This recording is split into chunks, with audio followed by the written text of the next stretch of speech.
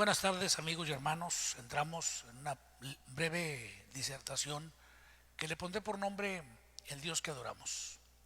Les bendecimos en el nombre del Señor Jesús, bendecimos a quienes nos hacen favor de venir presencialmente, dejar la comodidad de su casa y congregarse a la usanza bíblica, porque eso es lo correcto.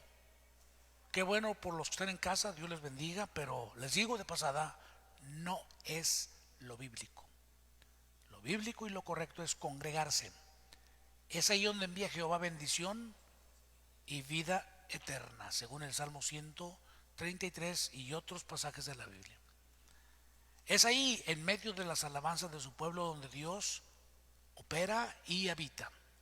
Por eso, si usted está en su casa, pues qué bueno, no sé por qué razón no se congrega o no está asistiendo con nosotros, pero debe de procurar no quedarse en su casa, sino asistir, con todas las medidas.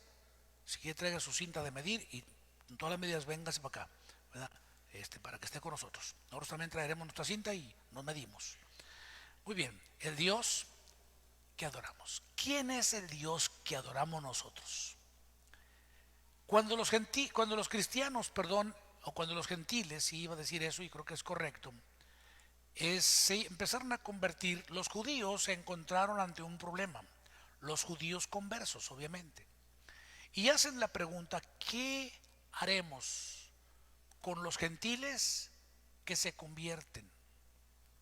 Porque los judíos, en medio de ser judíos y por causa de ser judíos, tenían parámetros, ética, una fe generacional, una herencia, un legado generacional de fe, descendientes de los patriarcas, de los profetas, depositarios de la ley y la Torah completa, de los salmos, gente que le presumieron al mismo Señor Jesús el verbo: a Abraham tenemos por padre. Nosotros los gentiles, los mexicanos, pues tenemos por padre al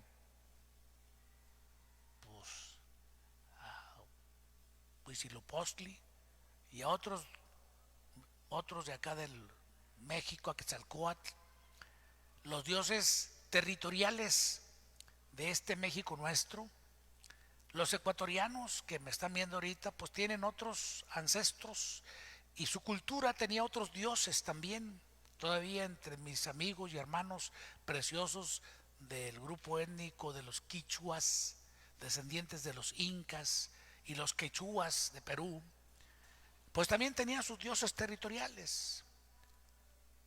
Pero el Dios eterno, el Dios del universo, el Dios del mundo entero, es Jehová de los ejércitos. El Dios que se sobrepuso sobre los dioses territoriales de Canaán, los dioses territoriales de Egipto, que por cierto eran muchos, los dioses territoriales de todos lados por donde pasó Israel para entrar a la tierra prometida. Es el Dios que gobierna y señorea por sobre todo y por sobre todos. El Dios que adoramos es el Dios eterno. Primera característica es eterno. No es un Dios que crearon los hombres. Está registrado por uno de los grandes hombres de Dios: Él nos hizo y no nosotros a nosotros mismos. Pueblos suyos somos y ovejas de su prado. Yo no sé si usted se considera pueblo u oveja. Yo no estoy en ninguna de las dos clasificaciones, ni soy pueblo ni soy oveja. Yo soy hijo, o sea que soy familia. Porque resulta que el Padre Celestial, Yahvé o Jehová de los ejércitos, cuando quiso redimirnos, cuando quiso reconciliarnos con Él, envió a su Santo Hijo, el Verbo, aquel que es el que estaba con Él en el principio, aquel que estando con Él en el principio era Dios mismo, o sea, por causa de ser hijo de Él mismo es Dios para con nosotros. Entonces, ese Dios, ese Padre, ese Yahvé, Jehová de los ejércitos, quiso reconciliarnos y nos dio la potestad de ser hechos hijos a través del Verbo. Siendo hijos somos herederos. Y siendo herederos no solo eso, sino que somos coherederos según la enseñanza paulina, o sea, la doctrina del apóstol Pablo. Entonces, yo les ruego a ustedes que entiendan esto: el Dios que adoramos no es cualquiera, no es producto de la imaginación nuestra, ni siquiera el resultado de la ideología de un gran filósofo de tal o cual siglo, de tal o cual nacionalidad. No creemos en las filosofías judías, creemos en Dios. El Dios que inclusive, según Éxodo capítulo 1, vio a Israel o vio a los judíos allá en Egipto, todos en la ignominia, en la esclavitud, en la ignorancia, resentidos, amargados por causa del duro trato que les daba el gobernante egipcio y sus capataces, y la gente que los manejaba, no nomás los capataces, las señoras que tenían servidumbre femenina, pues les daban unas buenas arrastradas, o los hombres que tenían servidores judíos, masculinos en este caso, también los trataban mal. O sea, el maltrato estaba en todos lados, habían caído en desgracia, casi en una condición, bueno, ahí se maneja en la Biblia como de esclavitud o de esclavitud. ¿Te imaginas? Pues ese Dios los vio, dice la Biblia en Éxodo, es que capítulo 1:25 a 2:25, pues por ahí del 23 al 25, los vio Jehová y los reconoció. Y Dios empezó un proyecto glorioso de redención, de sacarlos del duro servicio que tenían para hacer de ellos una nación de reyes y sacerdotes y gente santa. Sin entrar en detalles, porque ese es todo un proceso, lo mismo se aplica ahora a los hombres y mujeres considerados gentiles por la ideología judía. Ahora que nosotros hemos sido reconciliados con Dios, no somos ni ovejas ni pueblo, somos un poquito más arriba, hijos de Dios. Eso embona muy bien con la ideología de Dios, cuando Dios mismo decía de Israel: Israel es mi hijo, mi primogénito. Lamentablemente Israel no se conceptualizó así y no se comportó así. Siguieron viéndose siervos, siguieron viéndose esclavos, siguieron viéndose inferiores e indignos e incapaces. Y esa es la condición de mucha gente de nuestra raza gentil, sea de cualquier raza, no, de cualquier nacionalidad, porque según la ideología judía todos somos gentiles excepto ellos. Se les olvida a los judíos que también su papá Abraham era gentil, porque Abraham no era judío, usted discúlpeme, como tampoco era judío Jacob, y tampoco era judío Isaac. Ellos son los papás de esa nación en el sentido propio, pero ellos mismos vienen de Aram, ¿sí? Entonces, para no tanto rollo, no me digo, el Dios que servimos decidió que fuésemos sus hijos, nos adoptó hijos suyos por el puro beneplácito de su voluntad. En mi paráfrasis dice: porque se le pegó la gana. O sea, no porque lo acordó con tal o cual religión, no porque buscó algún gurú, profeta o pastor y dijo: ¿qué hacemos? No, él se decidió buscar y salvar y reconciliar a la gente en general, oportunidades para todos. Y ese Dios es eterno, eterno y gobernante del universo, no solo de una nación, no es solo el Dios de Israel. Así es conceptualizado por Israel en algún momento, pero Dios rompe las barreras, porque a Dios no lo puedes meter en un territorio o en un cuadrito o una religión o secta y decir: es exclusivo de aquí. No, mi estimado, Dios es tan grande y tan poderoso que se le salió del cuadro a Israel, por así decirlo, donde quisieron meterlo, claro, y Él vino a buscar y a salvar. La Biblia dice: porque de tal manera amó Jehová, Yahvé, al mundo, que dio a su hijo unigénito. La Biblia nuestra, la versión Reina Valera y la Nácar Colunga y todas las versiones que vienen de Ano, la Vulgata Latina y la Jerusalén y todas esas revisiones católicas o protestantes, la que usted quiera, te manejan la palabra Dios, porque es el concepto católico, el concepto latinoamericano. Porque el judío no pone la palabra Dios, van a poner otro término, ¿sí? El término Dios viene de nuestra cultura pagana de alguna manera. A Dios o le llamas por su nombre o no le pones nombre, porque los judíos consideraban que éramos tan indignos que ese nombre es impronunciable. Por eso siempre le llamaban el Eterno, el Santo, el Soberano, el Altísimo. Son conceptos que manejamos. Ustedes los han oído, ¿verdad que sí? Entonces, no tiene nada de malo. Pero muy bien podemos entender que hay un tetragrama donde están las 4 letras principales, ¿verdad? De donde se forma el nombre de el Padre, que algunos han dicho que esas 4 letras hablan de las 4 características principales de Dios, y una de esas es la eternidad. Dios es eterno, es eterno y tiene una identidad universal. Él es el que formó a toda la raza humana, según el apóstol Pablo nos enseña y otros escritores. De una sola sangre creó todos los linajes de los hombres, a todos nos formó Dios, el eterno Jehová. Ya ve, no como algunos dicen que los Anunnakis, los dioses, allá crearon diferentes razas como en un experimento genético, y unos crearon a los chinos, otros crearon a los africanos, otros crearon a los mexicanos, otros crearon a los ingleses y así por el estilo. Por eso estamos diferentes colores de pieles y así, pero para todo eso hay explicación. Yo lo he dado, creo que lo he enseñado aquí en la congregación alguna vez, por qué tenemos diferentes tipos de piel.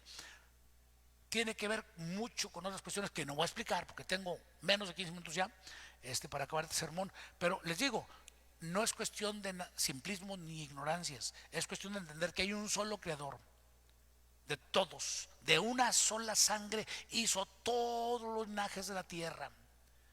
Y el mismo Dios que nos vio desviarnos determinó salvarnos a través de enviar la reconciliación. Alguna ocasión dije yo algo muy atrevido y lo vuelvo a decir: si yo fuera el padre, al menos que yo no quisiera entregar a mi propio hijo para que salve a una raza perdida. Así que buscaré entre ellos con quien los haga enderezarse.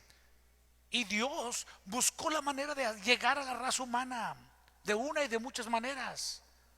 Una forma, si ustedes checan, si Dios quería desarrollar una nación de reyes y sacerdotes de Israel, ¿para qué quería reyes y sacerdotes? Pues para que a través de ellos nos llegase la salvación, el mensaje, los principios, la gracia, la reconciliación con Él. Pero Israel falló como nación. La tribu de Leví falló en su función sacerdotal también. Y entonces Dios, sin entrar en tantos detalles porque el tiempo es corto, envía a su propio Hijo. A su propio Hijo, el Verbo de la eternidad. Se escucha en los cielos la expresión: ¿a quién enviaré? ¿Y quién irá por nosotros? Y luego encontramos nosotros, claro, en Isaías capítulo 6, si no me equivoco, la respuesta de heme aquí, envíame a mí. Es una respuesta de Isaías seguramente, pero se puede trasladar muy bien a la cuestión de el Hijo o el Verbo diciendo: envíame a mí. Y viene el Verbo de la eternidad. Entonces encontramos que de tal manera amó Dios al mundo, que dio a su Hijo unigénito para que todo aquel que en Él cree no se pierda, mas tenga. Y dice el mismo Verbo, la eternidad: porque no envió Dios a su Hijo al mundo. Y el Verbo, la eternidad, una y otra vez dice: porque no me enviaron a condenar al mundo, sino a salvar al mundo. Y diferentes ocasiones encuentras que el Verbo se declara enviado por el Padre. Él mismo dice: el que me rechaza a mí, no me rechaza a mí, rechaza al que me envió. N cantidad de veces lo dice. O sea, hay dos entidades, aunque a veces nos llamen politeístas. No somos politeístas, es un solo Dios. Dos manifestaciones: el eterno que permanece en los cielos, el Verbo que desciende a la tierra, de quien Miqueas capítulo 5 verso 2 dice: cuyas salidas son desde antes de la fundación del mundo. ¿Sí? Es eterno, es interracial. En Él no hay diferencia si tú eres chino, africano, gringo, lo que sea. Si te vistes con taparrabos o te vistes con ropa de marca, a Él no le preocupa. Lo que le importa es tu alma. Y a través de llegar al Evangelio a ti, salvarte, reconciliarte, quitarte el camino de indignidad, sentimiento de indignidad, y empezar a sanar tu alma de manera que tus amarguras, resentimientos, traumas y violencia interna que traes sean sanados a través de la palabra. Y empezar a desarrollar en ti mejores maneras a través de una personalidad sanada. Porque Dios no sana, no te reconcilia solamente en del espíritu, no, empieza a sanar tu alma. La salvación empieza a permear en ti, en tus emociones, en lo que se conoce el proceso de santificación o justificación también, para hacer de ti una persona mucho mejor. De manera que los que éramos personas resentidas, amargadas, violentas, que andábamos maldiciendo y golpeándonos y todo, pues Dios nos sana, ¿verdad? Los que eran chismosos y metiches, pues se les quita hasta los chismosos y metiches, porque empieza a entender que el proyecto de Dios es para contigo, porque ahora eres hijo.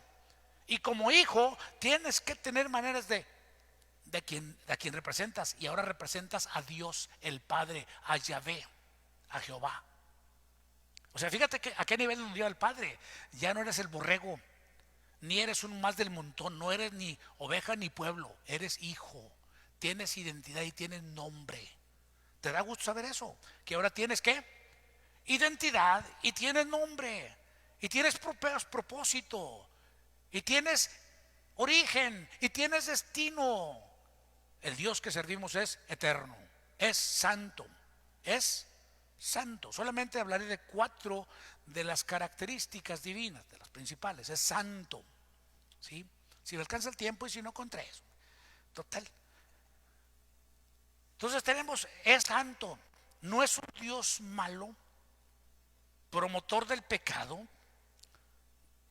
lleno de violencia. Siempre nos lleva, como dije hace un momento, es a donde yo llevo el punto número 2, santo, porque a través de la palabra nos va santificando y nos va cambiando nuestra manera de pensar y de actuar. Nos sana el alma, no es algo que brota de la noche a la mañana tampoco.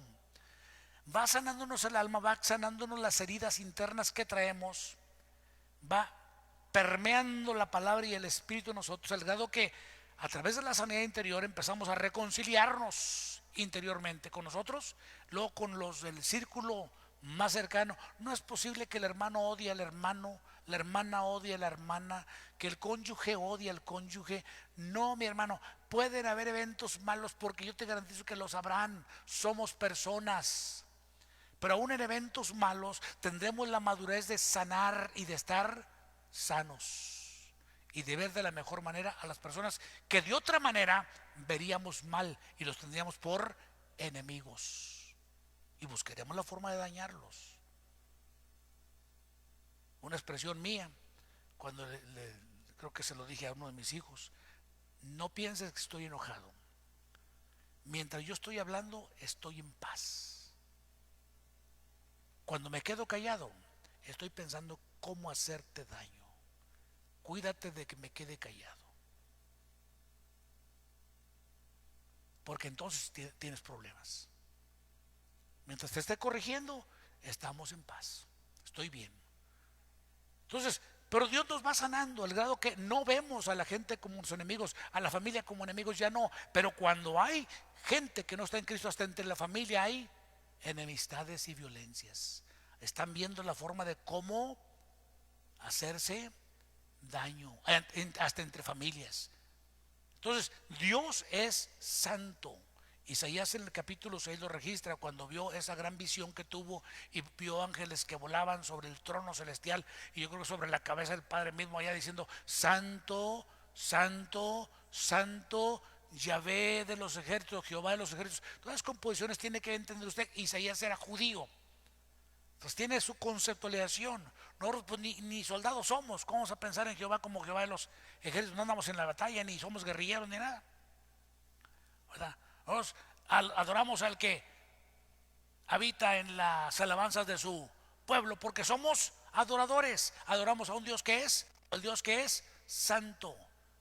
Es el Dios que donde quiera que llegue el evangelio del Padre Celestial, a donde quiera que llega, transforma. No importa el trasfondo cultural que la gente haya tenido, empieza a transformarlos. Conocemos hermanos coreanos y japoneses y rusos, y bueno, donde quiera que haya llegado el evangelio, empieza un proceso de transformación, de manera que llegan a ser hechos hijos de Dios. Entonces Dios es eterno, es santo. ¿Qué más es Dios? Aparte de omnipotente, A mí me encanta cuando hablo de la omnipotencia de Dios, porque en esta época en que vivimos del siglo XXI hay mucha gente que se ha dedicado a adorar cualquier tontería. Venimos de la época, pues yo soy mexicano, a mí nunca me van a cambiar la idea que soy mexicano. Mire, aquí traigo la M en las dos manos, mexicano. Entonces, cuando alguien dice, no, es que ustedes tienen un Dios allí y cada nación tiene su Dios. Yo he tenido el privilegio de viajar a algunas cuantas naciones y donde quiera que he llegado, la gente tiene su historia de su Dios. Y cada nación tiene, y cada cultura que los fundó, las naciones precolombinas, como se les llama, o antes de la colonización de esas islas o países, tenían su cosmovisión de cómo el mundo fue creado y el Dios que hizo lo que hizo. No voy a entrar en tantos detalles porque ni tengo tiempo, ya se me acabó el tiempo. Pero le digo una cosa, esos dioses no hicieron nada por la gente, eran dioses crueles, sanguinarios. O tal vez eran, sin duda alguna, eran demonios que inspiraban a los brujos y los brujos le decían a los gobernantes, haz esta barbaridad, y vivían mal. Generalmente violencia, asesinatos, violaciones, avasallamientos, y era una barbaridad. Puede usted ver a los gobernantes del mundo en sus diferentes trasfondos, inclusive puede leer hasta Suleimán el Magnífico, la crueldad con la que avasalló a la gente, a su propia gente, ¿verdad? Matándose hasta entre padres e hijos por quedarse con el imperio. Entonces, ¿cómo puede ser de Dios eso, no? Dios no nos lleva a eso. La Biblia muy claro dice, honra a tu padre. Imposible que el evangelio acepte la deshonra de los hijos hacia los padres, o el homicidio o la violencia de parte de los hijos contra los padres, ni siquiera entre comillas justificada, porque a veces uno dice, es que papá, usted no lo conoció como era bien diablo. No, puede haber sido el diablo, pues ni modo, tú eres un diablito, ¿verdad? Pero como ya te recibió Cristo, pues ya, entonces es un proceso de transformación, ¿verdad? Entonces si tu papá fue lo que fue, es bronca de él. A ti te toca reconciliarte con Dios. Si ya estás reconciliado, entra en el proceso de sanidad interior, de santificación también se le conoce. Entonces, Dios, ¿qué dije? Es que omnipotente. Entonces la gente hoy cree en cada barbaridad. Parece, entré en ese punto de lo que creen las gentes y lo que creían los antepasados, porque parece que estamos retrocediendo. Nosotros no. La gente en global está retrocediendo, yéndose a las creencias ancestrales. Ahora andan venerando a la Pachamama, a la tierra, a la naturaleza, abrazando árboles, casándose con árboles, casándose con lagartos y haciendo cada tontería la gente. Parece como que tenemos títulos universitarios. Yo particularmente tengo doctorados y yo pienso de los que son doctores en diferentes especialidades, ¿cómo pueden aceptar o endosar esas ideologías que andan permeando ahora en el mundo? Bueno, ¿sabes por qué lo hacen? Para quedar bien, para no verse fuera de cuadro. Porque de pararse en una posición de eso no es correcto, es caerle mal, no a muchos, a unos cuantos. La mayoría de la raza humana tiene una mentalidad saludable, gracias a Dios. Pero si hay gente con esas ideas, hay quienes adoran demonios. En nuestra ciudad, la ciudad de Monterrey, Nuevo León, hay gente vendiendo imágenes de Satán, desnudo, por ejemplo. ¿Cómo? Desnudo y hasta con unas fachas descaradas. La muerte, igual. Pero no dejan de ser bultos de yeso o de material X que alguien vivo hizo, alguien listo, inteligente o astuto hizo. Porque como he dicho yo, falta que un loco lo diga y hay muchos idiotas que lo crean. Y dígalo, yo lo puse, yo lo dije hoy, sobre idiota, el que cree esas tonterías. No, que la muerte, que mira, la muerte es absorbida por la vida. La vida la maneja Dios y a la muerte también la maneja cuando Él quiera y la maneja. Entonces, si yo voy a creer en alguien, mejor creo en el que maneja la muerte. ¿Para qué voy a meterme con la mugre muerte? Mejor creo en el que la puede manipular. Si por aquí te vas, flaca tremenda, y vas a hacer esto y vas a hacer aquello, vámonos. Ese es Jehová y Yahvé, el Todopoderoso. A veces algunos creen que Satán es poderoso, es un príncipe, suponiendo. La Biblia ni siquiera registra a la muerte como un principado, como alguien importante. Lo maneja como el espíritu de la muerte, es un espíritu. Algunos le han puesto cuerpo, está bueno, esquelético, está bueno, pero la cuestión es que no tiene el poder que tiene el omnipotente, es decir, el todopoderoso, el que abrió el mar rojo, lo separó en dos para que su pueblo pasase en seco, sostuvo las aguas y lo hizo con elementos naturales. Fíjate cómo Dios maneja las cosas, porque Él puede manejar las cosas. Un elemento muy poderoso es el agua, empleó otro elemento poderoso, el viento, y con el viento creó hielo.